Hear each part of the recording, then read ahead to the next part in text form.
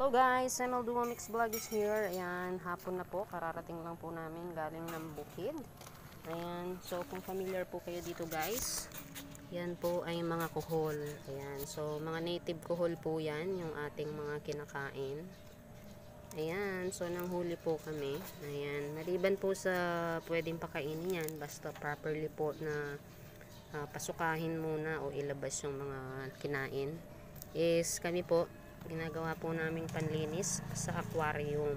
Ayan, so kung wala po kayong janitor fish, ayan yung mga may aquarium po dyan, napakaganda pong panlinis po, alternative sa ating mga aquarium as a cleaner po.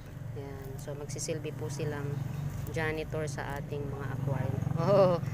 Ate Topi, Mami Topi, ayan. At ito pong ating bunsoy, lagi pong nakadikit po sa atin yan. Ayan, si Pochok-chok. Ayan, so wondering po kayo ba't siya may salpak? Pag wala po siyang salpak, napakakulit niyan, naghahakot ng tsinelas, although hindi niya po sinisira. Ayan, Chok-chok! Chok!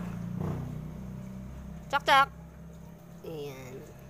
Ayan, para hindi magkulit-kulit. So, ayan guys, yung mga familiar po sa mga native kuhol. Ayan. So ito po yung mga sa amin ay susong dagol ang tawag sa language namin. So ito po yung mga malalaki, yung mga pabilog. Ayan. Meron naman po yung version ng maliliit, yung patulis ang puwet. Ayan. So yun po yung mga native na kuhol natin. Hindi po yan golden kuhol. So wala na po akong nakikita doon sa fish pan namin ng golden kuhol. So native kuhol po yung meron tayo. Ayan guys. Ayan, so wait lang guys. Tawag po ako ng aking father.